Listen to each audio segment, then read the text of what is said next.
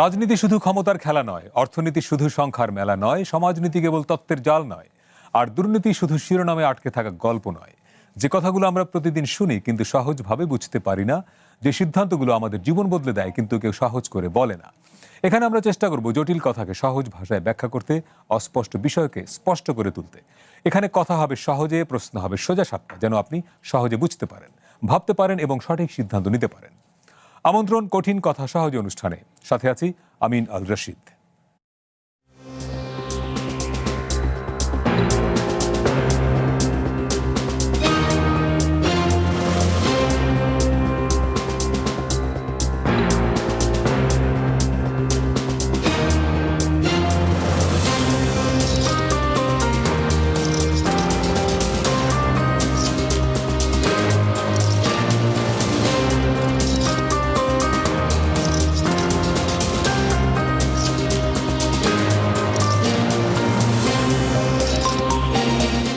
বাংলাদেশের রাজনীতি সুন্দর নয়, পরিষ্কার নয়, পরিচ্ছন্ন নয়।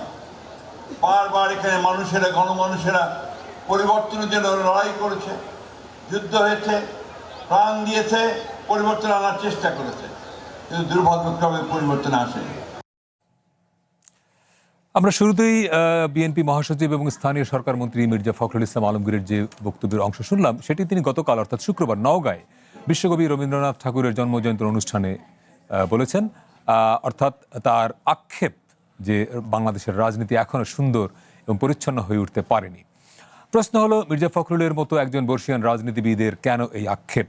পরিচ্ছন্ন ও সুন্দর রাজনীতি বলতে আসলে কি বোঝায়? বাংলাদেশের রাজনীতিতে কেন তার অনুপস্থিতি? রাজনীতিতে সুন্দর ও পরিচ্ছন্ন করতে হলে প্রয়োজন কি? এসব নিয়েই আজকে আমাদের আয়োজন। কঠিন কথা সহজে আজকে আমাদের অতিথি বিএনপির কেন্দ্রীয় নির্বাহী কমিটির সদস্য মোহাম্মদ মুজিবুর রহমান। তিনি গাজীপুর 1 আসনের সংসদ সদস্য। আপনাকে স্বাগত। আমাদের সঙ্গে আছেন জাতীয় পার্টির প্রেসিডিয়াম সদস্য ATU তাজ রহমান। আপনাকে স্বাগত। আমাদের সঙ্গে অনলাইনে যুক্ত আছেন সুপ্রিম কোর্টের আইনজীবী ব্যারিস্টার সাজ্জাদ আলী চৌধুরী। আপনাকেও স্বাগত। আমাদের এই আয়োজন টেলিভিশনের পাশাপাশি ডিজিটাল প্ল্যাটফর্ম ইউটিউব ও ফেসবুকে সম্প্রচার হচ্ছে, সেখানে আপনি আপনার প্রশ্ন কিংবা মতামত জানাতে পারেন। আমরা শুরুটা করতে চাই জনাব মুজিবুর রহমান আপনাকে দিয়েই, যে জনাব মির্জা ফখরুল ইসলাম আলমগীরকে আমরা পরিচ্ছন্ন রাজনীতিবিদ হিসেবে চিনি। তার মতো একজন মানুষ স্বাধীনতার এই 55 বছর পরে এসে আরেকটা আক্ষেপের সুরেই বললেন যে আমাদের দেশের রাজনীতি সুন্দর নয়, পরিচ্ছন্ন নয়। আপনার কি মনে হয় উনি কি কারণে কথাটা বললেন? মানে এই বয়সে এসে কেন এই আক্ষেপটা তার? জি, আসসালামু আলাইকুম। আসলে আমাদের বিএনপির মহাসচিব, স্থানীয় সরকার, পল্লী উন্নয়ন সভায় মন্ত্রী মহোদয় জনাব মির্জা ফখরুল ইসলাম আলমগীর যে কথাটি বলেছেন, সেই কথাটি ওনার উপলব্ধি থেকে তিনি বলেছেন। আমাদের স্বাধীনতার পর আমরা যখনই যে আন্দোলনগুলো করেছি, যে প্রত্যাশা নিয়ে করেছি, সেই প্রত্যাশাগুলো অনেকাংশে পূরণ হয়নি। স্বাধীনতা যুদ্ধ বলেন, 90-এর গণঅভ্যুত্থান যদি আমরা বলি, আমরা যদি 1967 সালের দেশভাগের কথা যদি বলি, যখনই আমরা আন্দোলন করেছি একটা বিরাট প্রত্যাশা নিয়ে, সেখানে কখনো সফল হয়েছে, কখনো আংশিক সফল হয়েছে, কখনো হয়নি। এটার মূল কারণ আমাদের মহাসচিব স্যার বলার চেষ্টা করেছেন যে পরিচ্ছন্ন ও সুন্দর রাজনীতির অভাবের কারণেই এটা বারবার হোঁচট খেয়েছে। এখন আমরা যদি এটা বলতে চাই যে স্যার যেটা বোঝাতে চেয়েছেন, স্যার অনেক জ্ঞানী লোক, কী প্রেক্ষাপটে বলেছেন, তার কি চিন্তা চেতনার থেকে, সেটা তো পূর্ণাঙ্গ ব্যাখ্যা করা আমার জন্য কষ্টকর। তবে আমি যতটুকু বুঝি ক্ষুদ্র জ্ঞান দ্বারা, যে আমাদের এই দেশে খুব সুষ্ঠু গণতান্ত্রিক প্রক্রিয়া যে অভাব রয়েছে, রাজনৈতিক সচেতনতার আমাদের অনেক অভাব রয়েছে, শিক্ষিত দেশপ্রেমিক রাজনৈতিক ব্যক্তিদের অংশগ্রহণের কিছুটা অভাব রয়েছে, আমাদের রাজনীতির সুষ্ঠু চর্চা, এটা যে সুষ্ঠু চর্চার কিছুটা ব্যত্যয় রয়েছে, রাজনীতিতে অর্থ ও অরাজনৈতিক ব্যক্তিদের অনুপ্রবেশ ঘটেছে, নেতৃত্ব বাছাইয়ের সুষ্ঠু প্রক্রিয়াকে আমরা অনেকাংশে অবলম্বন করতে পারছি না, অপরাজনীতিকে আমরা রোধ করতে পারছি না, সহনশীলতা ও জবাবদিহিতার আমাদের বেশ অভাব রয়েছে, আমাদের জনগণের প্রত্যাশা অনুযায়ী অনেকাংশে আমরা রাষ্ট্র পরিচালনা করতে পারিনি। যেই কারণে পরিচ্ছন্ন ও সুন্দর রাজনীতি আমরা অনেকাংশে জাতিকে উপহার দিতে আমরা ব্যর্থ হয়েছি। মানে আপনি অনেকগুলো অভাবের কথা বললেন, এই অভাবগুলো মিট আপ করবার দায়িত্ব তো আপনাদের, মানে রাজনীতিবিদদের, মানে আপনারা পারছেন না এটা কেন? শুধু যে রাজনীতিবিদদের তা না, এটা একটা সামগ্রিকভাবে একটা সমগ্র দেশেরই একটা অংশগ্রহণ করতে হয়। দেশ বলতে দেশের মধ্যে আমরা যারা বসবাস করি, বিভিন্ন শ্রেণীর, পেশার নাগরিক, আমি যে বিষয়গুলো তুলে মানে ধরেছি, মানে দেশের মানুষ যেরকম রাজনীতিবিদ সেরকম, ব্যাপারটা এরকম। আপনি যদি জনগণ সচেতন না হয় তাহলে রাজনীতিবিদরা একা এই কাজটা করতে পারবে এটা না। খুব খুব ভেগ কথা কিনা যে জনগণ সচেতন হয় না, যে কোনো বিষয় হলেই, ইভেন ডেঙ্গি যখন বেড়ে যায়, মহামারী আসে, আমরা বলি কি জনগণ সচেতন না, মানে এটা জনগণের দিকে ঠেলে দেওয়া কিনা জিনিসটা। না, জনগণের মধ্যে, আমাদের মধ্যে সামগ্রিকভাবে আমরা সকলেই কিছু না কিছু আমাদের মধ্যে অভাব রয়েছে। আমি সেই জিনিসটা বলতে চেষ্টা করেছি যে জনগণ যদি সচেতন হয় তাহলে রাজনৈতিক নেতাদের ভুলগুলোকে তাৎক্ষণিক তারা প্রতিবাদ করতে আসবে। যেমন নেতা নির্বাচন করার ক্ষেত্রে, জনপ্রতিনিধি নির্বাচন, স্থানীয় সরকার থেকে আপনার কেন্দ্রীয় সরকার পর্যন্ত তারা যদি সঠিক সিদ্ধান্ত না নেয় তাহলে অনেকাংশেই তাদের সেই প্রত্যাশাগুলো আবার পূরণ হয় না। Right. সেই ক্ষেত্রে আমি সবচেয়ে মনে করি যে জনগণের মধ্যে এমন রাজনৈতিক সচেতনতার দরকার যা দ্বারা তারা তাদেরকে নির্বাচিত করবেন, যাদের দ্বারা তাদের প্রত্যাশা পূরণ হবে। আমি এই জায়গা থেকে পরিচ্ছন্ন আপনার একটা রাজনীতি। শব্দ আমি নিচ্ছি এখান থেকে, যে সঠিক সিদ্ধান্ত। জনাব তাজুর রহমান, মানুষ যখন ভোট দেয়, সেটা ধরেন লোকাল গভর্নমেন্টে কিংবা জাতীয় সংসদ নির্বাচনে, তারা আসলে কি দেখে ভোটটা দেয়? আসলে সে কি মার্কাটা দেখে, ব্যক্তির ব্যক্তিত্ব দেখে, নাকি তার সততা, বা আমরা যেই শব্দটা নিয়ে আজকে আলোচনা করছি যে পরিচ্ছন্ন এবং সুন্দর রাজনীতি, যেই লোকটা সুন্দর পরিচ্ছন্ন রাজনীতি করে তাকে ভোট দেবে? ব্যাপারটা এরকম? ওই জায়গায় কি আমরা এখনো পৌঁছাতে পেরেছি, নাকি ওনার একটা মার্কা, ওনার দল, এটা দেখে ভোট দেই? মানে জনগণকে যে সচেতন হতে বলবেন আপনি, এই বিবেচনা সে করে কিনা আসলে? ফার্স্ট অফ অল প্রথমে আপনাদেরকে অভিনন্দন, চ্যানেল ওয়ানকে, তাদের আবার 16 বছর পর যাত্রা শুরু করেছে। আজকে প্রথম টক শো হিসাবে আসার জন্য আপনাদেরকে ধন্যবাদ। কলাকুশলী যারা আছে সবাইকে সালাম এবং শুভেচ্ছা। দর্শক শ্রোতাদের আসসালামু আলাইকুম। দেখেন, আপনি যেটা প্রশ্ন করেছেন যে মানুষ প্রতিনিধি কিভাবে নির্বাচন করে, আমাদের দেশের প্রেক্ষাপটে রাজনীতিক যদি আপনি দেখেন, আমাদের মানুষ যারা ভোটার আছে, সেই ভোটারগুলোর কিন্তু একটা সিম্প্যাথি কাজ করে দলীয় পক্ষে। বৃহত্তর রাজনৈতিক দলগুলো আছে, তাদের পক্ষে কাজ করে গ্রাসরুট থেকে। আমি একজন গ্রাসরুটের লোক, আমার জন্ম গ্রামে, গ্রাম থেকে বেড়ে ওঠা শহরে, শহর থেকে রাজনীতিতে। সেটাতে আমরা যতদিন দেখেছি, সেই রাজনীতিটা হলো আপনার বড় দল আওয়ামী লীগ আছে, বিএনপি আছে, তাদের ক্যান্ডিডেট যারা আছে তাদেরকে পক্ষে ভোটটা দিতে বেশি স্বাচ্ছন্দ্য বোধ করে। এখানে পরিচ্ছন্নতা সেকেন্ড স্টেজে চলে আসে, কতটুকু আছে। এই জিনিসটা আপনার বাংলাদেশে এখনো পরিচ্ছন্ন রাজনীতিবিদ বলতে যে সবাই খারাপ তা তো না, কিন্তু রাজনীতিতে একটা জিনিস খুবই খারাপ হয়ে গেছে আমাদের দীর্ঘদিন, সেটা হলো আমি এক দল করি কিনা আরেক দল আমাকে আর সহ্য করবে না, আমাকে দামিয়ে রাখতে হবে, আমাকে শেষ করে দিতে হবে, আমার মতের বিপক্ষে তাদের বিরুদ্ধে কিছু বললেই আমাকে আমার নামে মামলা দিতে হবে, আমাকে আদালতে পাঠাতে হবে, আমাকে গুম মানে করতে রাজনৈতিক হবে। প্রতিপক্ষ মানে সে শত্রু। শত্রু। আপনাকে রাজনৈতিক প্রতিপক্ষকে নিতে হবে। আপনি শুনেন না তার কথা, একজনই যদি হয় সংখ্যায়, তারটা ভালো লাগে না, যাতে ম্যাটার, আপনি নেবেন না, কিন্তু শুনেন। আপনি শুনবেন না, আপনার বিরুদ্ধে আমি সমালোচনা, যেমন আমার মুজিব ভাই আছে এখানে, তার সাথে বসে সরকারের যদি আমি সমালোচনা করি, এটা হলো এটা গণতন্ত্রের একটা বিউটি। আমি সরকারের সমালোচনা করব, ভালো কাজের প্রশংসা করব, সেটাও বিরোধী দলের কাজ। কিন্তু Right. বিরোধী দলের শুধু কাজ নয় বিরোধিতা নয়, সরকারের ভালো কাজেরও প্রশংসা করতে হবে, সরকারকে বলে দিতে হবে আপনি এটা করেন, এটা করলে জনগণের জন্য। এবং সে কারণে জাতীয় পার্টি দীর্ঘদিন সরকারের সঙ্গেই ছিল। আমরা পারি নাই, আমাদেরকে গৃহপালিত বিরোধী দল বলেছে, আমরা যেটা করার চেষ্টা করেছি পারি নাই। আমাদের সেখান থেকে আমাদের শিক্ষা নিতে হবে নতুন জন। আমাদের ভুল আছে, আপনি যদি বলেন এটাকে আমি অকপটে স্বীকার করি, হ্যাঁ আমাদের ভুল তো আছেই, আমাদের নেতৃত্বের মধ্যে ভুল আছে, আমাদের সেই ভুলের জন্য মানে যে আপনারা সরকার বিরোধী ছিল- দল থাকা অবস্থায় শুধু প্রশংসাটাই করেছেন, না, সমালোচনাটা করেন। এটা একটু আমি আপনাকে হামলি বলি, আমাদের ফখরুল ইমাম যদি দেখেন, আমাদের যদি পাটোয়ারি সাহেব দেখেন, আমাদের যদি কাজী ফিরোজ রশিদ দেখেন, মুজিবুল হক চূন্য দেখেন, আমাদের ইনক্লুডিং জি এম কাদের সংসদের বক্তব্যগুলো, আপনার এই আন্দোলন চলাকালীন জুলাইয়ের বক্তব্য সংসদে দাঁড়িয়ে জি এম কাদের কিন্তু বলেছেন যে এই যে আন্দোলন হচ্ছে এখন কোটা নিয়ে, এটাকে দমন করা, এভাবে দমন করার বিপক্ষে আমরা নয় এবং এটা করা উচিত নয়। এটা যখনই আমরা কোনো বিরোধিতা করি সরকারকে, সরকারের এত মেজরিটি ছিল, সবাই একসাথে মৌমাছির মতো ঝাঁপিয়ে পড়ে আমাদেরকে খেয়ে ফেলার মতো অবস্থা, পারলে ফ্লোর ক্রস করে ওদিকে চলে আসে মারে আমাদেরকে। এটাও তখন লাইভ আছে, অসুবিধা নেই, সব তাদের প্রশংসা করতে হবে, শেখ হাসিনার প্রশংসা, বঙ্গবন্ধুর প্রশংসা করতে হবে, সরকারি দলের প্রশংসা করতে হবে, না হলে খবর আছে। সেটার বয় তো ছিল, এটা অস্বীকারের তো সুযোগ নেই। তার মাধ্যমে ব্যারিস্টার শামীম হায়দার পাটোয়ারির একটা বক্তব্য অলমোস্ট 5 মিলিয়নের উপরে ভিউ হয়েছে, যেটা বলেছে পার্লামেন্টের সবাইকে ডেকে বসে ডাকতে হবে, বিএনপি ছাড়া দেশের নেক্সট নির্বাচন এটা হবে না। এটা বক্তব্য আমারও টকশোতে আপনাদের অনেকগুলো টেলিভিশনে আমরা বলেছি যে আপনি একা একটা নির্বাচন করবেন, শুধু কয়েকটা দলকে নিয়ে আসবে না। 14 নির্বাচনে আমি নিজে একজন আপনার সামনে ক্যান্ডিডেট ছিলাম, এরশাদ সাহেব বললো তা আজ উড্র করো, আমরা উড্র করলাম। 18তে নির্বাচন করলাম, সেইখানে আবার আমাদেরকে মানে চাপাই ধরে ডিজে ভাই বললো এখানে আওয়ামী লীগের ক্যান্ডিডেট বিএনপির মারা গেছে, আল্লাহ ওনাকে ব্যস্ত নসিব করে, সেলিম ভাই ছিল। সেলিম ভাই সেলিমউদ্দিন হয়ে যাবে, দিলদার হোসেন সেলিম সুইং করবে, আপনি প্রত্যাহার করতে হবে। এই রাজনীতিটা বন্ধ করতে হবে আপনাকে। আমার যা ইচ্ছা তাকে মানে পরিচ্ছন্ন বা সুন্দর রাজনীতি হওয়ার ক্ষেত্রে আপনি এটাকে একটা বড় অবস্ট্রাকশন বলছেন যে ক্ষমতার সঙ্গে মিলে যাওয়া। বাংলাদেশে এলো এই প্রথম টাচলেস আরএকএস সেন্সেশন ওয়াটার ক্লোজেট।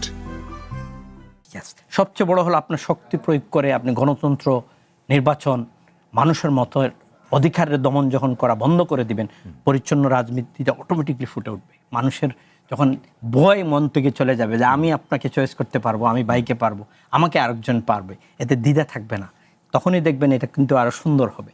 আর যখন এটা থাকবে এই রাজনীতিতে, যেমন এখন এই সরকারি দলের দায়িত্ব পট পরিবর্তন হয়েছে বিশাল একটা আন্দোলনের মধ্যে দিয়ে, তাদের দায়িত্ব হবে আগের সরকার যা করেছে ওগুলো আমরা আবার করতে হবে। যদি আবার তারা সেটা শুরু করে দেয় তাহলে কিন্তু মানুষ মনে করবে তাহলে পট পরিবর্তন হইলো, কি হলো, এই সরকারও তো সেই একই কাজ করে। গত 2.5 মাসে আপনাদের কি অবজারভেশন? আমাদের তো সরকার নতুন আসছে, প্রথমত সময় দিতে হবে। তারপরে অবজারভেশনে আমরা দেখতেছি প্রাইম মিনিস্টার তারেক রহমান সাহেব দীর্ঘদিন ইউকেতে ছিলেন, উনি চাচ্ছেন ওই ডেমোক্রেসিটা বা পার্লামেন্টটা বা দেশটা ওই ইউকে সিস্টেমে চালানোর জন্য। That will be very difficult. ওনাকে সেই সিস্টেম এখানে উনি পারবে না, ওনাকে আরেকটু বেশি টাফ হইতে হবে, আরও একটু বোকাল হতে হবে, আরও উনি মনিটরাইজ হতে হবে, আরও বেশি বলতে হবে। কম বলছেন ইউকে প্রাইম মিনিস্টার, কম বলছেন, অন্যদেরকে দিয়ে বলাচ্ছেন না। প্রাইম মিনিস্টারের কাছ থেকে মানুষ জানতে চায়, কিন্তু ওই শেখ হাসিনার মতো না, প্রতিদিন সকালে শুরু হলো রাত্রে শেষ হলো, ওইটাও আবার মানুষ পছন্দ করবে না। ওনাকে বলতে হবে, এবং ওনার বিরুদ্ধে গিয়েও আমরা যখন বক্তব্য রাখবো ডাজেন্ট মিন আমরা ওনাকে পছন্দ করি না। ওনাকে এটা শুনে নিয়ে, ওনার দলের এরা শুনে নিয়ে ওনারা রেটিফাই করবে, এবং উনি সেটা শুনছে তাই আমি মনে করি। বাট ওনারাও যদি আগের সরকারের মতো প্রতিটা নাম আগের চেঞ্জ করে দিতে হবে, প্রতিটা আইন চেঞ্জ করে দিতে হবে, তাহলে হবে কি সাধারণ মানুষ বা আপনারা যারা fourth pillar of the democracy আছেন, আপনাদেরকে বলা হয় গণতন্ত্রের, তারাই তো বলবেন বলে কি শুরু হইলো, আবার তো একই জায়গায় চলে যাচ্ছে। এই জিনিসটা যেন না হয়, আমরা রাজনৈতিক দল ছোট হই কিন্তু বিত যেন না হই। বিত হয়ে রাজনীতি করাটা কিন্তু তখন রাজনীতিতে আর পরিচ্ছন্নতা আসবে না, যে আমার ছোট দল আপনাকে আপনি চাপাই ধরলেন। রাজনীতিতে একটা সিট, 2টা সিট, 3টা সিট ইট ইজ ম্যাটার। ইন্ডিয়াতে দেখতেছেন স্থানীয় নির্বাচনে 3টা সিটের জন্য তামিলনাড়ুতে একটা আপনার তালাপাতি, সে এই 3টা আসনের এদের সমর্থন নিয়ে মুখ্যমন্ত্রী হচ্ছে। মানে কালকে লাস্ট ডে, আজকে যদি সেটা না, যদিও সেখানে তামিলনাড়ুতে নাটকীয়তা চলছে। আপনার কাছে আসবো, আমাদের সঙ্গে অনলাইনে যিনি যুক্ত আছেন সাজ্জাদ আলী চৌধুরী, একটু তার কথা শুনতে চাই। জনাব সাজ্জাদ আলী চৌধুরী আমার কথা শুনতে পাচ্ছেন আমার মনে হয়। আজকেই জামায়াতের 2জন সিনিয়র নেতা বেশ গুরুত্বপূর্ণ 2টি কথা বলেছেন। যে সেক্রেটারি জেনারেল তিনি কথা বলেছেন, এবং জামায়াতের আমির তিনি জাপানে ছিলেন, দেশে ফিরে 2জনই সরকারকে উদ্দেশ্য করে একটা কথা বলেছেন যে সরকার গণতন্ত্র থেকে বিচ্যুত হতে শুরু করেছে, এবং বলেছেন যে দেশের আইন শৃঙ্খলার দিকে আরো বেশি মনোযোগ দেওয়া দরকার। এর সঙ্গে আমি রিলেট করতে যে গতকাল যারা মির্জা ফখরুল ইসলাম আলমগীর যে কথাটা নওগাঁয় বললেন, যে কথা দিয়ে আজকে আমরা অনুষ্ঠানটা করছি, যে রাজনীতিতে পরিচ্ছন্নতা এবং সৌন্দর্যের অভাব রয়েছে। তো এই একদিকে সরকারি দলের একজন প্রভাবশালী মন্ত্রী বলছেন রাজনীতিতে সৌন্দর্য পরিচ্ছন্নতার অভাব, অন্যদিকে বিরোধী দলের সিনিয়ররা বলছেন যে গণতন্ত্র থেকে সরকার বিচ্যুত হয়ে যাচ্ছে। দুটি মিলিয়ে আপনি একটু যদি বলেন যে আপনার অবজারভেশনটা কি? জনাব সাজ্জাদ আলী চৌধুরী, আমার প্রশ্নটা আপনি বুঝতে পেরেছেন? ধন্যবাদ চ্যানেল ওয়ানকে এবং আমার সহ আলোচক, ধন্যবাদ। হ্যাঁ, বুঝতে পেরেছি। আমাকে শুনতে পাচ্ছেন তো? জি জি জি, হ্যাঁ। হ্যালো, আমাকে শুনতে পাচ্ছেন? হ্যাঁ, আপনার কথা শুনতে পাচ্ছি আমরা, বলুন। জি, ধন্যবাদ চ্যানেল ওয়ানকে এবং আমার সহ আলোচক বৃন্দ এবং যারা শুনছেন, এবং চ্যানেল ওয়ানের পুনঃযাত্রায় তাদের পুরো পথ চলা যেন সুন্দর এবং অনেক স্মুথ হয়, সেই জন্য শুভেচ্ছা রইল। এই আমার কথা শুরুতে আমি একটা প্লটের কথা দিয়ে শুরু করতে চাই। সেটা হচ্ছে এরকম, সারসংক্ষেপ বললে, যে যারা নিজেরা অত্যন্ত চালাক ভেবে রাজনীতিতে অংশ নেয় না, তাদের শাস্তিটা হচ্ছে এরকম, তাদের উপর তাদের চেয়ে মুখ্য লোকরা তাদেরকে শাসন করতে থাকে। তবে জুলাইয়ের অভ্যুত্থানের পরে এবং ইভেন তো স্বাধীনতা ৭১-এর স্বাধীনতার পরে রাজনীতিতে মানুষ, হয়তো সবাই রাজনীতি করে না, কিন্তু রাজনীতি সচেতন হওয়া শুরু করেছে এবং যার প্রেক্ষাপট আমরা অনেক ইনসিডেন্ট এখন দেখতে পাই। কিন্তু আমরা যেটা বলছি রাজনীতিতে গুণগত পরিবর্তনের কথা, যেটা জনাব ফখরুল সাহেবের কথা বলছিলেন আপনি, সেটার জন্য সবচেয়ে বেশি যেটা প্রয়োজন সেটা হচ্ছে ইন্টেনশন। আমরা লয়ের ভাষায় যেটাকে বলি মিনস্ট্রিয়া। আপনারা হয়তো জানেন বেগম খালেদা জিয়াকে কয়দিন আগে একটা মামলায়, বেশ অনেকগুলো মামলার মধ্যে খালাস দেওয়া হয়েছে। একটা মামলা অ্যাপিলেট ডিভিশন খালাস দিয়েছে, সেখানে এই মিনস্ট্রিয়াটা খুব মানে অত্যন্ত গুরুত্ব সহকারে নিয়েছে, যেটা রিপোর্টেড হয়েছে 76 DLR অ্যাপিলেট ডিভিশন পেজ 1-এ। কারণ এখানে মিনস্ট্রিয়াটা এই জন্য গুরুত্বপূর্ণ যে আপনি রাজনীতি করছেন কিসের জন্য, দেশের জন্য, আপনার জন্য, নাকি দলের জন্য। আপনার রাজনীতি যখন হবে শুধু নিজের জন্য, দলের জন্য, বা আপনার ভবিষ্যৎ, আপনার সন্তানের ভবিষ্যৎ সিকিউর করার জন্য, তখন আপনি রাজনীতিকে একভাবে দেখবেন, আপনার কাছ থেকে জনগণরা এক ধরনের ফল পাবে। আর আপনি যদি রাজনীতিটা করেন দেশের জন্য, তাহলে সেখানে এক ধরনের গুণগত পরিবর্তন আপনি পাবেন, সেটা দেশও পাবে, আপনি পাবেন, এবং আপনার আশেপাশে যারা আছে তারাও পাবে। সেই জন্য একজন রাজনীতিবিদদের বা যিনি সরকার প্রধান বা যারা সরকারে আছেন, তাদের ইন্টেনশন, তাদের মিনস্ট্রিয়া, এটা খুবই গুরুত্বপূর্ণ। এখন সবচেয়ে বড় কথা হচ্ছে রাজনীতিটা কেন করতে হবে। রাজনীতিটা হতে হবে জনকল্যাণমুখী, এবং সবচেয়ে বড় বিষয় যেটা, সেখানে আইনের শাসন সুনিশ্চিত করতে হবে যারা সরকারে আছে তাদেরকে। কারণ আইনের শাসনটা কিভাবে আমরা সুনিশ্চিত করার সুযোগ আছে, সেটা হচ্ছে স্বাধীন বিচার ব্যবস্থা, জবাবদিহিতামূলক থাকতে হবে। শুধু তাই না, সেখানে স্বাধীন গণমাধ্যমের স্বাধীনতাও নিশ্চিত করতে হবে এবং মানবাধিকার নিশ্চিত করতে হবে, যেটা আমরা গত 17 থেকে 18 বছর ফ্যাসিস্ট রিজমে পাইনি। এবং এই জন্যই তিনি এক ফ্যাসিস্ট হতে পেরেছেন। এই জিনিসটাকে নিশ্চিত করতে হবে, এবং সেটা এখন নয়, বর্তমান সরকারকেও নিশ্চিত করতে হবে, আগামী যারা সরকারে আসবেন তাদেরকেও এটা নিশ্চিত করতে হবে। এবং এই নিশ্চিতটা করতে হবে শুধু যারা আমরা রাজনীতি করি বা যারা রাজনীতি করেন দলগুলো, শুধু, এবং সাথে সাথে সরকারি দলের যারা আছেন তাদেরও। এবং এই ক্ষেত্রে সবচেয়ে যেটা অন্তরায় সেটা হচ্ছে দুর্নীতি। এই দুর্নীতি এবং নৈতিকতাটাকে আপনাকে প্রায়োরিটি দিতে হবে। দুর্নীতি বন্ধ করতে হবে।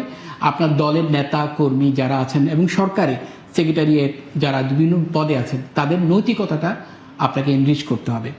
এবং প্রতিষ্ঠানগুলো যেগুলো আছে, সেটা বলেন হাইকোর্ট বলেন, দুদক বলেন, বিভিন্ন প্রতিষ্ঠানগুলো, সেগুলোকে শক্তিশালী করতে হবে। মানে জনাব সাজ্জাদ আলী চৌধুরী, আপনি বলছেন যে অনেক কিছু করতে হবে। আমার প্রশ্নটা খুব স্ট্রেট, যে 55 বছর পরেও আমরা এই কথাগুলো কেন বলতে হচ্ছে যে করতে হবে? মানে এখনো হবে, তাহলে সেটা কবে হবে? হ্যাঁ, এই কথাটা এই জন্য আসে, যখন আমরা কিন্তু স্বাধীন হয়েছে এই জিনিসগুলো অর্জনের জন্য। এখন এই জিনিসগুলো অর্জনের ব্যর্থতার কারণেই কিন্তু জুলাই হয়েছে। জুলাইয়ের এতগুলো প্রাণ কেন দিয়েছে? ৭১-এ 30 লক্ষ শহীদের পরে আবার কেন 24-এ এসে আবার 1400 তাজা প্রাণ ঝরা লাগলো? কেন এতগুলো মানুষকে আহত হতে হলো? এটা হচ্ছে এটার ব্যর্থতার কারণে, রাজনীতিবিদদের ব্যর্থতার কারণে, রাজনীতিবিদদের ন্যারো মানসিকতার কারণে। এখন সেই প্রত্যাশায় বেসিক্যালি আমরা সামনে দেখতে পাচ্ছি। যেমন ধরেন একটু আগে আপনি বললেন যে গণতন্ত্র থেকে বিরোধী দলের প্রধান তিনি বলেছেন গণতন্ত্র বিচ্যুত হচ্ছে। সে হয়তো এখন যেহেতু 2.5 মাসের সরকার, সবকিছু স্পেসিফিক্যালি বলা যাচ্ছে না, কিন্তু সেটা আমরা কিছু কিছু লক্ষণ দেখতে পাচ্ছি। যেমন দেখেন, প্রতিটা জায়গায় তারা তাদের রাজনৈতিক আজ্ঞাবহ লোকদেরকে বসাচ্ছে।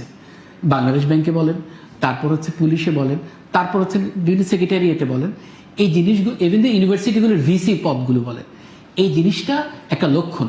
এই লক্ষণটা হয়তো এখন ছোট মনে হচ্ছে, কিন্তু সেটা দিনের পর দিন আপনি দেখবেন এটা বড় হচ্ছে ইলাস্টিকের মতো। আর সবচেয়ে বড় কথা হচ্ছে আপনি আইন শৃঙ্খলা পরিস্থিতি। কয়দিন আগে চট্টগ্রামে ফিল্মি কায়দায় মানুষ মারা হচ্ছে। আগে হুমকি দেওয়া হচ্ছে এত তারিখ মারবে, এত ঘন্টায় মারবে, ঠিক তাকে ওভাবে মারতেছে। আপনি চাঁদা চাচ্ছে বিভিন্ন রাজনীতিক, যেখানে চট্টগ্রামে যারা ব্যবসায়ী, তাদের কাছ থেকে। এটা সরকার বন্ধ করতে পারছে না। একটা ইনস্টিটিউশন, গভর্নমেন্ট একটা এত বড় একটা ইনস্টিটিউশন এই চাঁদাবাজদেরকে বন্ধ করতে পারছে না, চাঁদাবাজদের ধরতে পারছে না, তাহলে তো মানুষ ব্যবসা করবে কিভাবে? এইটা হচ্ছে সরকারের এখন বেশে সাজ্জাদ, আপনার কাছে আসবো আবার একটা বিরতির সময়। জনাব মুজিবুর রহমান, প্রশ্নটা রেখে যাই আপনার কাছে। উনি অনেকগুলো কমপ্লেইন করছেন যে সরকারি দলের দায়িত্ব তো অনেকগুলো আসলে, কিন্তু যে গণতন্ত্র থেকে বিচ্যুত হচ্ছে তার কিছু লক্ষণ স্পষ্ট হচ্ছে, কিছু উদাহরণ তিনি বললেন। সেই জবাবটা শুনবো। একটা বিরতি নিয়ে ফিরছে একটু পরেই, সঙ্গে থাকবেন কঠিন কথা সহজের।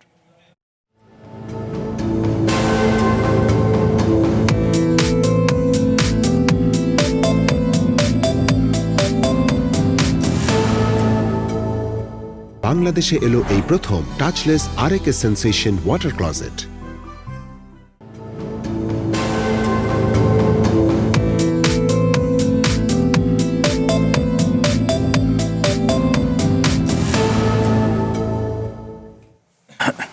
বিরতির পরে আবারও স্বাগত কঠিন কথা সহজে অনুষ্ঠানে। আজকে আমরা কথা বলছি পরিচ্ছন্ন সুন্দর রাজনীতি নিয়ে।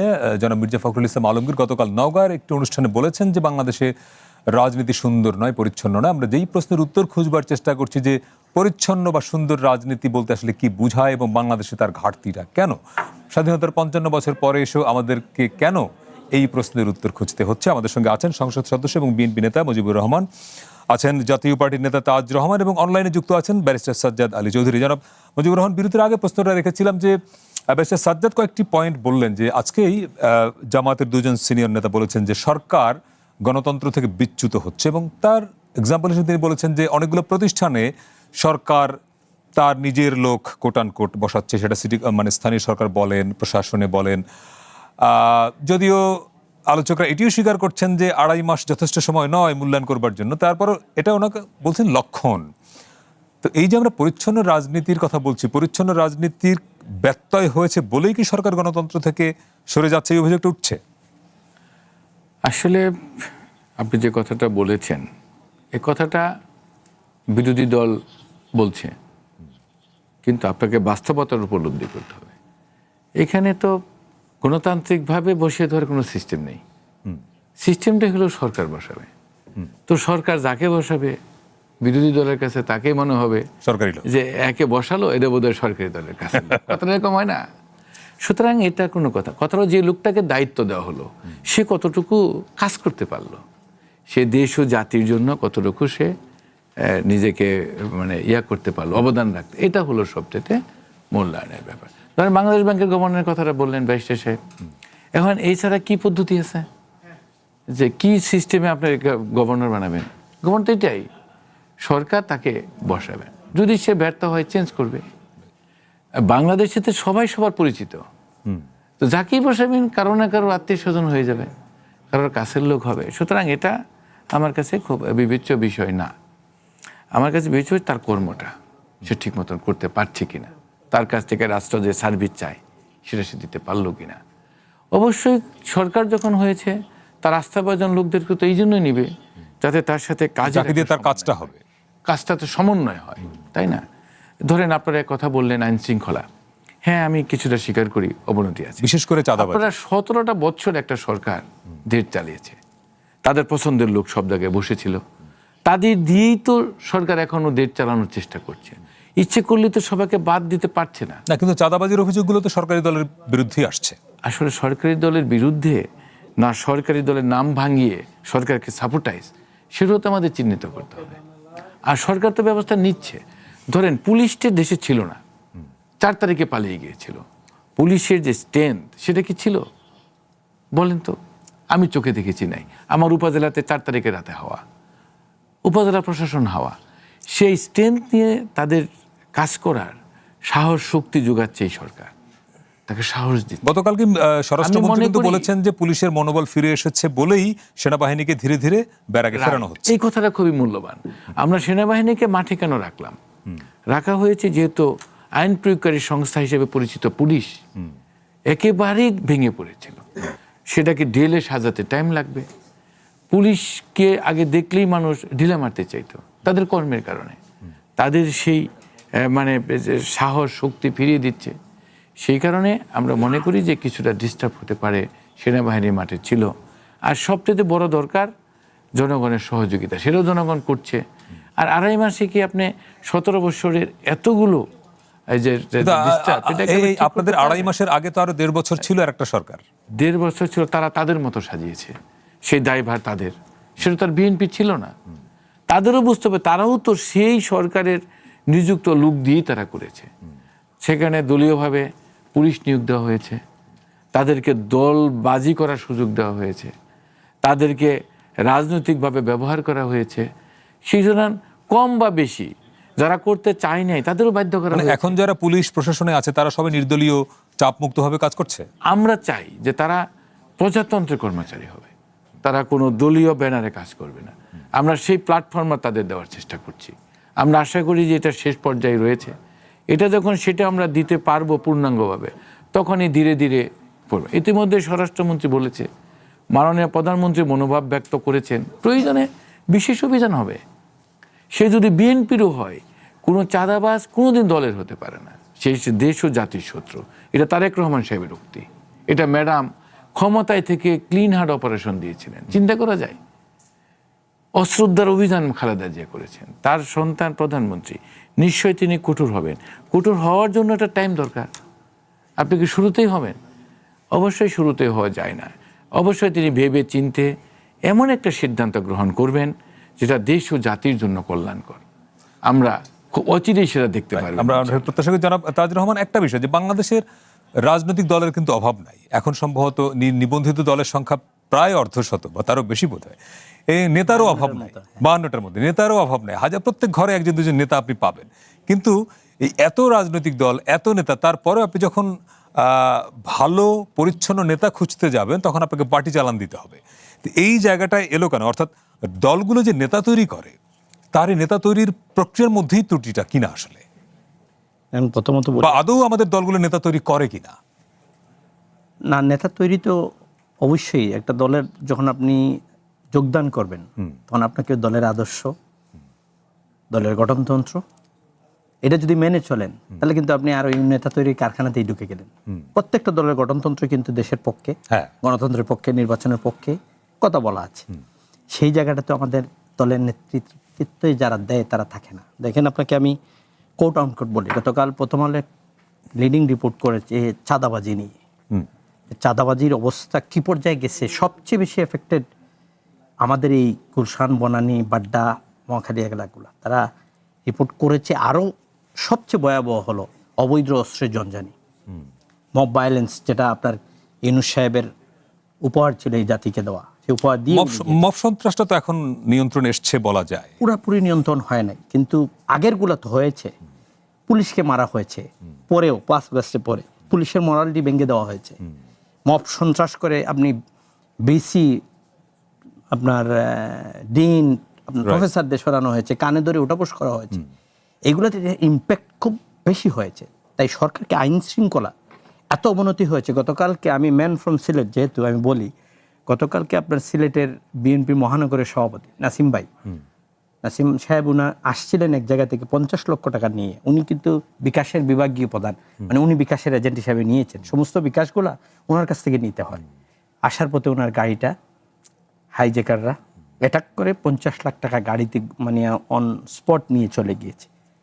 এই যে বিএনপির মহানগরের সভাপতি, কোন পর্যায়ে আপনার চিন্তা করেন মানুষ আইন শৃঙ্খলা চলে গিয়েছে। কারণ কি না, জনাব মুজিবুর রহমান তাই বললেন যে যিনি চাঁদাবাজ তার তো দলের না, আমি পরিচয়ে কিন্তু আপনাকে সেটা তো জরুরি না। সে জানে তার কিছু হবে না, বাইর হয়ে যাবে, ওর পুলিশ অ্যাকশনও যাচ্ছে না।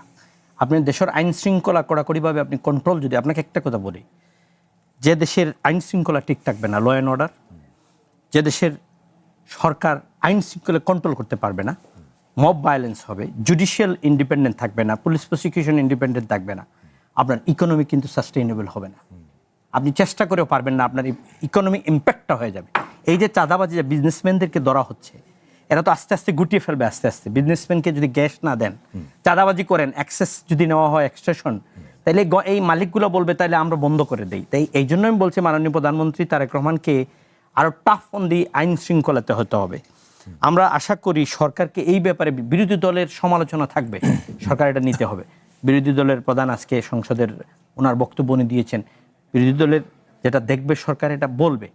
সরকারের সব কাজ যে ভালো হবে এটা না, সরকারের খারাপ যেগুলো হচ্ছে বিরোধী দল বলার দায়িত্ব তাদের, সাংবিধানিক দায়িত্ব। এটা সরকারকে ধরবে বলে তুমি এই জায়গায় ভুল করছো, এবং সরকারও সেটা নিতে হবে। না, আমার প্রশ্ন হলো যে এই যে ব্যত্যয়গুলো আপনি বলছেন, যেই সংকটের কথা বলছেন, এগুলোর সঙ্গে কি শুদ্ধ বা পরিচ্ছন্ন রাজনীতির অভাবের কোনো সম্পর্ক দেখেন? আচ্ছা, আমি আরেকটা জিনিস নোট করে রেখেছিলাম, এটা যদি না বলি। মুজিব ভাই বলছেন যে এটা তো কেয়ারটেকার গভর্নমেন্ট, সরি আপনার ইন্টারিম গভর্নমেন্ট জানে, কিন্তু ইন্টারিম গভর্নমেন্টের তো অনেক দায়িত্ব এই সরকার নিচ্ছে।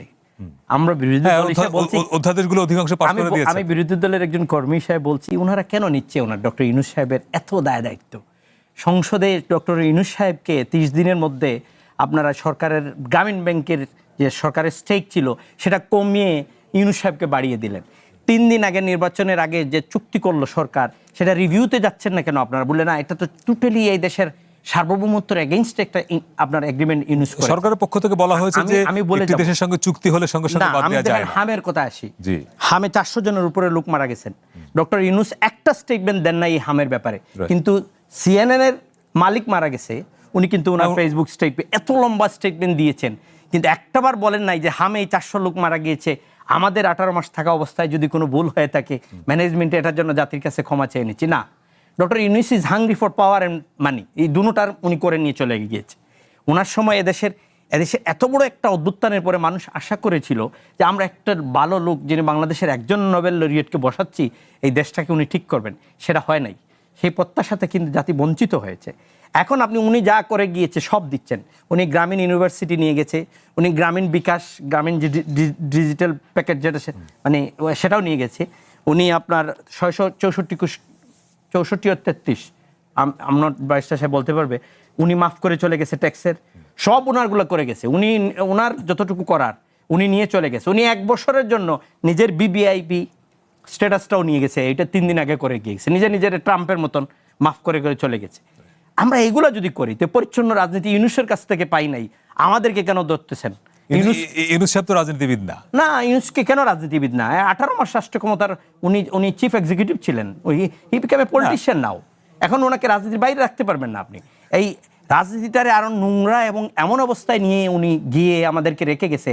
এখন আরেক কয়েকদিন পরে আমরা 3 জন যে আছি, আমরা আমাদের মধ্যে ওই ইউনূস সাহেবের ওগুলো নিয়ে কিন্তু ঝামেলায় পড়বো। আপনি ট্রাস্ট মি। আমি একটু জনাব সাজ্জাদ আলী চৌধুরীর কাছে আসতে চাই। জনাব সাজ্জাদ আলী চৌধুরী, যেহেতু অন্তর্বর্তী সরকারের প্রসঙ্গটা এলোই, আমরা জনগণের মধ্যে একটা প্রত্যাশা দেখেছিলাম যে একটি অভ্যুত্থানের পরে যে সরকার এসছে, এই সময়ে একটা নতুন বাংলাদেশ, যে শব্দটি আমরা শুনেছি, নতুন বাংলাদেশ, সংস্কার, এই শব্দগুলো শুনেছি তো, কিন্তু আনফর্চুনেটলি আমরা দেখলাম যে এই সময়ে যে তরুণদের নেতৃত্বে বিপ্লবটা, অভ্যুত্থানটা হলো, তাদের অনেকের বিরুদ্ধে নৈতিক স্খলন, টাকা পয়সা কামানো, তাদের লাইফস্টাইল চেঞ্জ, এই অভিযোগগুলো এসছে। তাহলে আমরা যেই পরিচ্ছন্ন রাজনীতির কথা বললাম বা বলছি, এই যারা একটি অভ্যুত্থানের নেতৃত্ব দিল তাদের বিরুদ্ধেই যখন এরকম অভিযোগ আসলো, তাহলে সমস্যাটা কোথায়, মানে গলতটা কোথায়?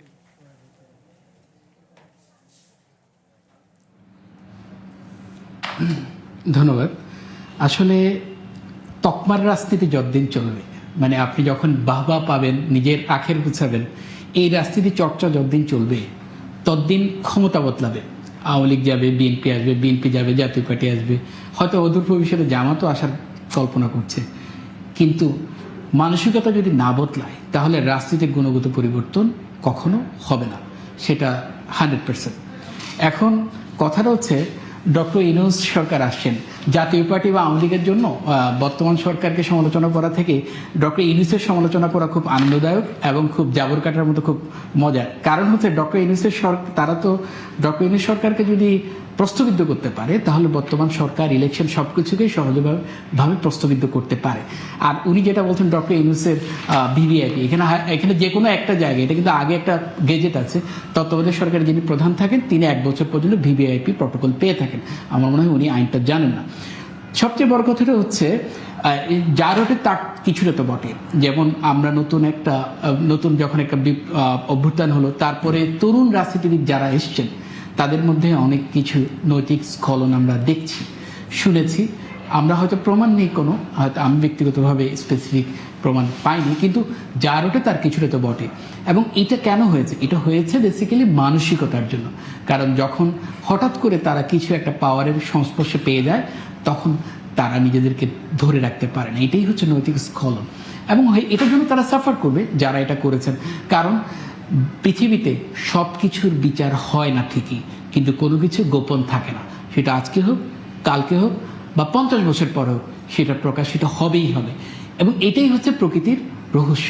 যদি প্রকৃতির রহস্য এই জন্য এটা না হতো, তাহলে 17 বছর শেখ হাসিনাকে চেঞ্জ করতে পারছিল না কেউ, এবং জাতীয় পার্টি এখন যিনি সরকার হচ্ছে সমালোচনা করছেন দ্বিগুণ, 3 গুণ, 4 গুণ ভাবে, তার বা জাতীয় আওয়ামী লীগও ডক্টর ইউনূসের সমালোচনা করছেন। সেই শেখ হাসিনাকে চোখের পলকে তরুণ এই বাচ্চাগুলো ফিনিক্স পাখির মতো এসে পরিবর্তন করে দিয়ে গেল ক্ষমতা, এবং দিয়ে গেল এই দলগুলোকে রাজনীতিতে আবার নতুন করে আশা জাগানিয়ে দিয়ে গেল। সেটা আসলে হলো কিভাবে? এটা হচ্ছে প্রকৃতি। সেই জন্য প্রকৃতিটা খুব গুরুত্বপূর্ণ। এখন সবচেয়ে বড় কথাটা হচ্ছে বর্তমান সময়ের যে রাজনৈতিক স্থিতি, আমরা রাজনৈতিক দলগুলোর স্থিতি, এক সরকার প্রধান, বিরোধী দলের প্রধান, এদের স্থিতি দেখে আমি মনে করি মাঝে মধ্যে শেখ হাসিনা হাসে। কারণ আমরা একসময় পদ্মা সেতুর সৌন্দর্য দেখতে ভুলে গেছিলাম। আমরা পদ্মা সেতুর সৌন্দর্য দেখছিলাম, কিন্তু পদ্মার যে নদী, সেটার সৌন্দর্য আমাদেরকে আকৃষ্ট করতো না। আমরা মানে এই জিনিসটা হচ্ছে খুব মানসিকতাটা গুরুত্বপূর্ণ। যেমন ধরেন আপনি একটু আগে বললেন লোকাল আইনের যেটা কথা সংশোধন, দেখেন এই উপজেলা পরিষদ আইনে দেখা থেকে 2018 সালে মনে হয় সেকশন 25 চেঞ্জ করা হয়েছিল। সেখানে এনে এমপিদেরকে সেখানে উপদেষ্টা হিসেবে ঢোকানো হলো, লোকাল যেখানে যারা ইলেক্টেড তাদের উপর বসিয়ে দেওয়া হলো এমপিদেরকে। এখন 2026 সালে এসে যেটা ইউনূস সরকার হয়তো একটা আইন চেঞ্জ করলো, সেটাকে এই বর্তমান সরকার 2026 সালে এনে সেকশন 13 গ এবং ও চেঞ্জ করলো। করে কি করলো? সেখানে তারা যে কোনো একটা নির্বাচিত প্রতিনিধিকে যখন তখন তারা স্যাক করার, রিমুভ করার, টার্মিনেট করার একটা অধিকার পেয়ে গেল। শুধু তাই না, সেখানে এসে তারা প্রশাসন বসানোর ক্ষমতা পেয়ে গেল। এখন এভাবে করে রাজনীতির মানসিকতা, সেটার পরিবর্তন আমরা এখন দেখতে পাচ্ছি না। সবচেয়ে বড় কথা হচ্ছে, উনি একটু আগে আমাদের বিএনপির যিনি বললেন, উনি বললেন যে বাংলাদেশ ব্যাংকের গভর্নর অ্যাপয়েন্ট হয়েছেন, তিনি তার বেস্টটা দিতে পারলেন হলো। তিনি তার বেস্টটা কি দিচ্ছেন দেখার পর তো 2.5 মাসে আমরা মুদ্রাস্ফীতি দেখতে পাচ্ছি। আমরা আরেকটা বিরতিতে যাচ্ছি। জনাব সাজ্জাদ আলী চৌধুরী, আপনার কাছে আসতে চেষ্টা করব। আরেকটা ছোট্ট বিরতি নিয়ে ফিরছি আমরা। জনাব মুজিবুর রহমান, প্রশ্নটা রেখে যাই আপনাকে, যে একটা খুব কমন অভিযোগ যে দলের ভেতরে গণতন্ত্র যদি না থাকে, জবাবদিহি না থাকে, তাহলে আসলে ওই নেতৃত্বের বিকাশ বলেন, পরিচ্ছন্ন রাজনীতি বলেন, সেটা তো আসলে বিকশিত হবে না। সেই জায়গাটায় বিএনপি বা এখন যারা আপনার সরকার গঠন করলেন, তাদের স্ট্যান্ডটা কি? একটু পরে ফিরছি আবারও। কঠিন কথা সহজে, সঙ্গে থাকবেন।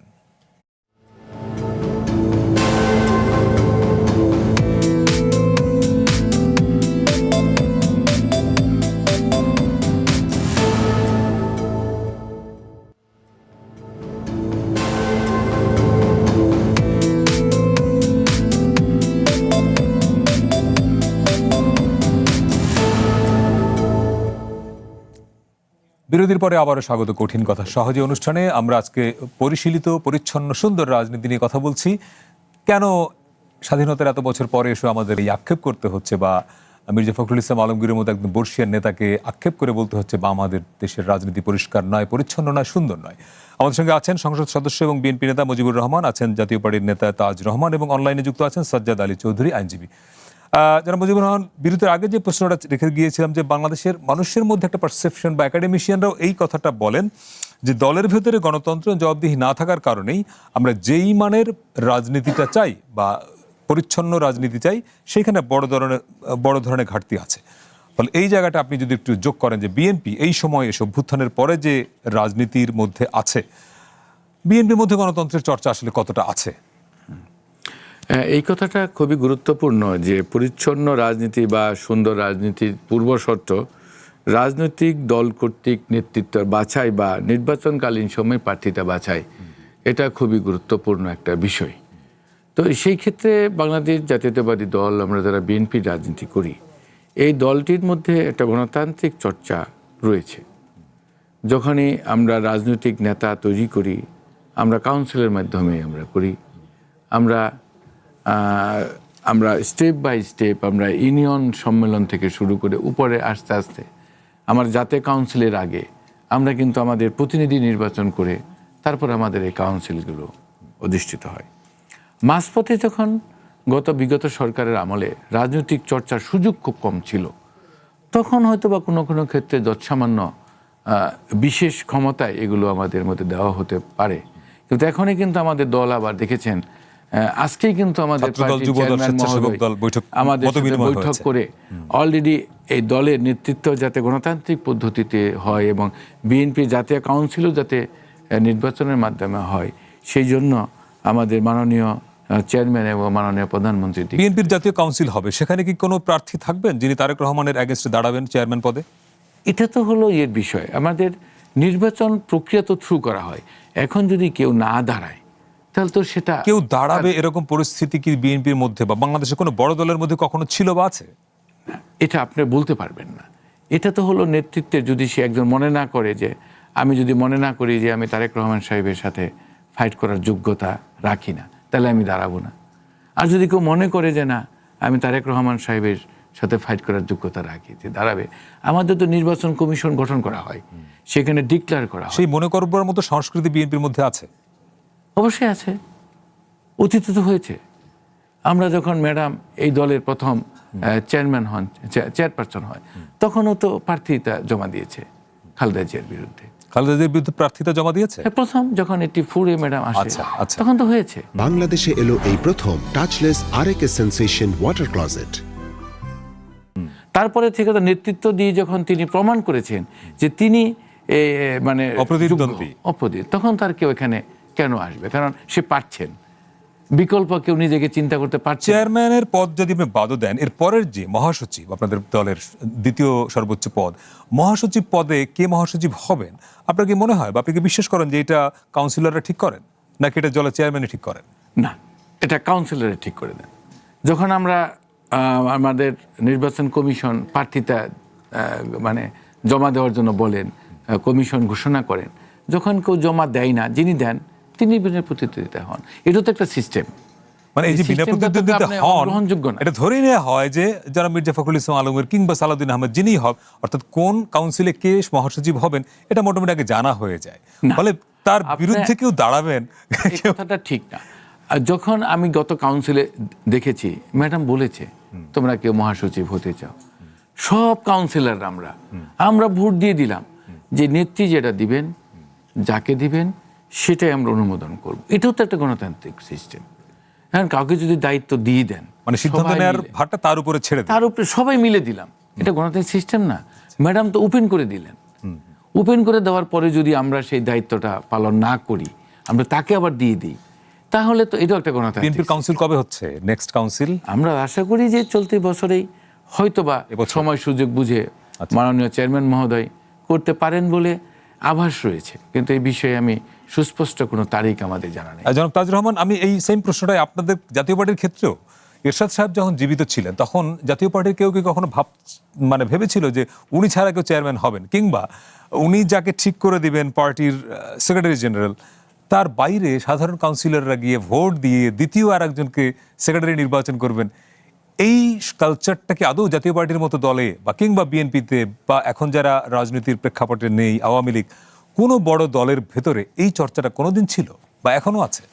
সবচেয়ে বড় যে ঘটনা হলো, এটার অপশন আছে, কিন্তু সেই অপশনটা যদি এক্সারসাইজ না করে, হয় না অপশন আছে চেয়ারম্যানের বিরুদ্ধে আরেকজন দাঁড়ানোর জন্য, কিন্তু এখানে হয় কি আমাদের এই সাবকন্টিনেন্টের পৃথিবী, বাংলাদেশেরটাই বলি, রাজনৈতিক দলগুলোর চেয়ারম্যান যখন দাঁড়ায়, বিশেষ করে আওয়ামী লীগ, বিএনপি বা জাতীয় পার্টিতে, আরেকজন ক্যান্ডিডেট এই চেয়ারম্যানের বিরুদ্ধে দাঁড়ানোর জন্য অপশন আছে, চিন্তা করে না, সাহস করে না, মনে করে আমি যদি এটা করি চেয়ারম্যান কিছু করবে না, দাদা আরো কর্মীরা কিন্তু তার উপরে ক্ষিপ্ত হইতে পারে, নেতারা ক্ষিপ্ত, দল থেকে ছিটকেও যেতে পারে। এই প্র্যাকটিসটা হওয়ার জন্য আপনার এই রাজনৈতিক দলগুলোতে হচ্ছে না। আমি একটা ব্যারিস্টার সাহেবের একটা কথাতে আমি নোট অফ ডিসেন্ট দিচ্ছি। উনি বলেছেন যে কেয়ারটেকার গভর্নমেন্টের যারা থাকে এরা যাওয়ার পরে 1 বছর, আমি ওনাকে চ্যালেঞ্জ অন লাইভ এয়ারে করলাম, নট দুইটা বাংলাদেশের দুইজন লোক এসএসএফ এনপিজিআর যে সিকিউরিটি দেওয়া হয়, এটা only president and prime minister retired হওয়ার পরে সিকিউরিটি দেওয়া হয়, নট দি এই level of the security SSF এনপিজিআর। এটা অন লাইভ চ্যালেঞ্জ করে গেলাম, উনি যদি আইনে দেখাইতে পারে আমরা আরেকটা টকশোতে একসাথে বসবো, দুজনে আলাপ। না, এসএসএফ এর নিরাপত্তা তো বেগম জিয়া যখন প্রধানমন্ত্রী ছিলেন না তখনও পেয়েছেন, শেষ দিকে দেওয়া হয়েছিল ভিভিআইপি আলাদা করে গেজেট করে দেওয়া হয়েছিল। তখন তো তিনি বিরোধী নেত্রী কিংবা প্রধানমন্ত্রী কিছু দিতে পারে যদি সরকার ইচ্ছা করে। হ্যাঁ, তো এই সরকার আইনে এটা নাই, এই সরকার ইচ্ছা করেছে, ডক্টর ইউনূসকে দিয়েছে। না, আইনে এরকম বলা আছে যে আইনে বলা আছে সরকার যদি মনে করে যে এই ব্যক্তিটি গুরুত্বপূর্ণ এবং এটা তার জন্য দরকার প্রয়োজনীয়তা রয়েছে, তখন এটা তিনি দিতে পারেন। এসএসএফ এন্ড পিজিআর কিন্তু only president and prime minister. আচ্ছা, এটা আইনে কোনো লেখা নাই না উনি অটোমেটিকলি আচ্ছা, আচ্ছা। আপনার কেয়ারটেকার গভর্নমেন্টের প্রধান থেকে সরে গেলে পাবেন, এটা নাই। না, আইনে তো অবশ্যই নেই। গেল, আমি এটা ক্লিয়ার করে দিলাম। জি। দ্বিতীয় হলো ডক্টর ইউনূসের সমালোচনা করলে আইনে কিন্তু ওই কথাটাই বলা আছে, আমি যেটা বললাম। সরকার চাইলে, সরকার যদি মনে করে যে এরকম তিনি গুরুত্বপূর্ণ ব্যক্তি, এটা তার জন্য মানে এই যে প্রয়োজন রয়েছে, ম্যান্ডেটরি না, সরকার বলে না, 18 মাস যে তাহলে দিতে পারে, মানে আইনে রয়েছে, 18 মাস তাই না? পরোক্ষভাবে আইনে রয়েছে। 18 মাসে ইউনূস সাহেব কি না চেয়েছেন সবই তো করেছেন। Right. সরকার যখন চায় সবই করতে পারে। 18 মাসে আদালত কি করেছে সেটাও তো আমরা দেখেছি। আদালতের এই বাংলাদেশের একসময় এই দেশকে যারা মানে নাই তাদের সমস্ত মামলা শেষ করে দিয়েও তো ইউনূস সাহেব চুপে চাপে চলে গিয়েছেন। ডক্টর ইউনূসের সমালোচনা করলে আমার ব্যারিস্টার ভাইদের, সাজ্জাদ আলী ভাইদের কেন যেন এত, মানে আমার ভাইদের মানে কি, ভাই এত কেন লাগে আমি বুঝতে পারি না। ইউনূস বলেন, সাজ্জাদ আলী ভাই আপনার, আর তারেক রহমান বলেন, আর ডক্টর শফিক বলেন, আমরা সমালোচনা সবার করতে হবে। জাতীয় পার্টির জিএম কাদের বলেন সমালোচনা করতে হবে, তো আপনাকে ভুল যদি হয় আপনি সমালোচনা করবেন। আমার দলের সমালোচনা করছেন, এটা করতে হবে। আমি যখন একটা সরকারের সমালোচনা করবো, যে সরকার চলে যাবে, সেই সরকারের জাস্টিফিকেশন করার তো কিছু নাই। আমি কিন্তু বলি নাই যে ডক্টর ইউনূস অবৈধ, আমি কিন্তু বলো নাই ডক্টর ইউনূসের মাধ্যমে যে ইলেকশন হয়েছে সেটা অবৈধ, তাইলে এই সরকার অবৈধ হয়, এই বিরোধী দল অবৈধ হয়, সেটা তো অনেক লম্বা হিস্ট্রিতে, ওইটাতে আমি যাই নাই। আমি বলেছি উনি রাষ্ট্রীয় ক্ষমতায় থাকা অবস্থায় যতটুকু আমরা আশা করেছিলাম জাতি হিসাবে, সবাই সেই সমালোচনা করেন নাই? বিএনপি খলিলুর রহমানের সমালোচনা করেছে, জামাতও করেছে, যিনি এখন পররাষ্ট্রমন্ত্রী। আবার সেই খলিলুর রহমান কিন্তু বিএনপি নিয়েছে। তো এটা কি সমালোচনা আপনি করবেন না? আমি করব না। একটু আমি বলতে চাই, হ্যাঁ, ডক্টর ইউনূস সাহেবের কথা ব্যারিস্টার সাহেব বললেন, তাজ ভাই বলছেন, কিন্তু একটা জিনিস স্বীকার করতে হবে, যে দেশের 17 বছরের নির্বাচনী সিস্টেমটা যে ধ্বংস হয়ে গিয়েছিল, এবং যেভাবে একটা অভ্যুত্থান হলো, বিপ্লব, সেই বিপ্লবের মধ্যেই ইউনূস সাহেব দায়িত্ব নিলেন। তাতে তার বড় সার্থকতা রয়েছে যে একটা সুষ্ঠু নির্বাচনের মাধ্যমে ক্ষমতা হস্তান্তর করেছেন তিনি। এটা তো আমাদের নির্বাচনটা না হলে হয়তো আরো খারাপ আমি পরিস্থিতি ওনার চেয়ে বেশি এটার জন্য ক্রেডিট দেই বাংলাদেশের সেনাবাহিনী। যেভাবেই হোক, তিনি সরকার আমি প্রধান বাংলাদেশ হিসেবে সেনাবাহিনীকে কিন্তু salute দেই, এরা যদি তিনি support না একটা করতো, সুষ্ঠু এই দেশটা নির্বাচনের ভালো ব্যবস্থা হতো। দেশে করেছেন। আর সেই সিস্টেমটাকে ডেভেলপ করতে তো তার সময় লেগেছে না। সব প্রশাসনটাকে অ্যাক্টিভ করা, শক্তিশালী করা, সবকিছু করার জন্য তার একটা পূর্ণ ধ্বংস হয়ে যাওয়া একটা জায়গা থেকে অনেক কিছুই পেরেছে, অনেক কিছু পারে নাই। কিন্তু যা পারলো সেটা হলো কি, একটা গণতান্ত্রিক একটা সিস্টেমে ক্ষমতা হস্তান্তর করা, সুষ্ঠু একটা। আমরা একদম শেষ পর্যায়ে আমরা এটাকে কিন্তু অন্তর্ভাগে ধন্যবাদ দেওয়া উচিত। জনাব সাজ্জাদ আলী চৌধুরীর কাছে যেতে চাই 1 মিনিটে। জনাব সাজ্জাদ আলী চৌধুরী, আমরা আজকে যেই প্রশ্ন দিয়ে শুরু করেছিলাম যে আমাদের রাজনীতি পরিচ্ছন্ন নয়, সুন্দর নয়, সেটা অ্যাচিভ করতে গেলে কি করতে হবে এখন? 1 মিনিট। ধন্যবাদ। প্রথম ধন্যবাদ। ডক্টর ইউনূস কি এসেছেন নাকি আনা হয়েছে? ডক্টর ইউনূসকে আনা হয়েছে, তাহলে বাকি সব প্রশ্ন উত্তর আসলে এখানের মধ্যে পাওয়া যায়। 2 হচ্ছে, রাজনীতিতে গুণগত পরিবর্তন আনতে হলে যেটা সবচেয়ে বেশি গুরুত্বপূর্ণ, সেটা হচ্ছে বিএনপির চেয়ারপারসন কি সবাই অন্য কেউ হতে পারবে একটা পরিবারের বাইরে গিয়ে? আওয়ামী লীগের সভাপতি সভানেত্রী কি অন্য কেউ হইতে পারবে তার পরিবারের বাইরে গিয়ে? ইভেন দোস জামাতেও কি কেউ চাইলে দলের প্রধান হতে পারবে নির্বাচনী মাধ্যমে? এই গণতন্ত্র চর্চাগুলোই হচ্ছে এখন গুরুত্বপূর্ণ দলে। এবং যখন আপনি গণতন্ত্রের চর্চাটা যথাযথভাবে যথাযথ প্রক্রিয়ায় একটা মাপকাঠি দিয়ে করবেন, তখনই সেখানে মানসিকতার পরিবর্তন হবে। আর এই মানসিকতা পরিবর্তন হলেই যে সমস্যাগুলো আমরা পাচ্ছি দেশের মধ্যে, দেশের গণতন্ত্র চর্চার ক্ষেত্রে, তাহলে সেই পরিবর্তনটা, যথাযথ পরিবর্তনটা এবং গুণগত পরিবর্তনটা আসবে, এটা আমার বিশ্বাস। জি, আপনাকে অনেক ধন্যবাদ। আমরা একদম শেষ কমেন্ট নিব জনাব মুজিবুর রহমান, যে আমরা তো অনেক খুব খারাপ কথাই তো বেশি শুনি, যে এইটা নাই, ওইটা নাই, এটা হয় নাই, কিন্তু আমরা তো ওইটা অ্যাচিভ করতে চাই। আমরা চাই যে একটা সময় গিয়ে মির্জা ফখরুল ইসলাম আলমগীরের মতো যখন আপনার বয়স হবে, আপনি এই আক্ষেপটা করবেন না যে দেশের রাজনীতি পরিশীলিত নয়, পরিচ্ছন্ন নয়। ফলে তার জন্য এখন আপনারা কি করবেন, কি করতে হবে না কি করবেন? আসলে উনি ওনার জীবনের অনেক অভিজ্ঞতার থেকেই তিনি উক্তিটি করেছেন, এবং এই উক্তিটি করে উনি আরও একটা জাগরণ সৃষ্টি করার চেষ্টা করেছেন যে আমাদের দল, যে আমরা রাষ্ট্রীয় ক্ষমতায় গেলাম, জনগণের প্রত্যাশা, সেই প্রত্যাশাটা যাতে এই সরকারের মাধ্যমে পূরণ হয়। উনি একাধারে যেমন উক্তিটি করেছেন, তেমন ওনার উপরে আবার দায়িত্বও রয়েছে যে এই যে একটা বাস্তব একটা প্রতিফলন ঘটানোর জন্য। যেহেতু উনি আমাদের দলের সেকেন্ড ম্যান, উনি এটা উপলব্ধি করেন। আমাদের দলের মাননীয় চেয়ারম্যান, প্রধানমন্ত্রী, ওনার বিভিন্ন অ্যাক্টিভিটিসে যেহেতু প্রমাণ করেছেন যে তিনি এই দেশের মানুষের কল্যাণ করতে চান, তার গৃহীত 90 দিনের মধ্যে যে পদক্ষেপগুলো সেগুলো প্রমাণ করে। দলের ফার্স্ট এবং সেকেন্ড ম্যান দুজনের মধ্যেই যেহেতু এই উপলব্ধিটা রয়েছে, সুতরাং আমরা এটা প্রত্যাশাই করতে পারি যে এই পরিবর্তনটা পরিচ্ছন্ন আসবে। রাজনীতি জি। উপহার দেওয়ার জন্য আমাদের পক্ষ থেকে, সরকারের পক্ষ থেকে যে করণীয় সেই জিনিসগুলো ওনারা অবশ্যই জি, অনেক ধন্যবাদ আপনাকে তাজুর রহমান, আপনাকে ধন্যবাদ।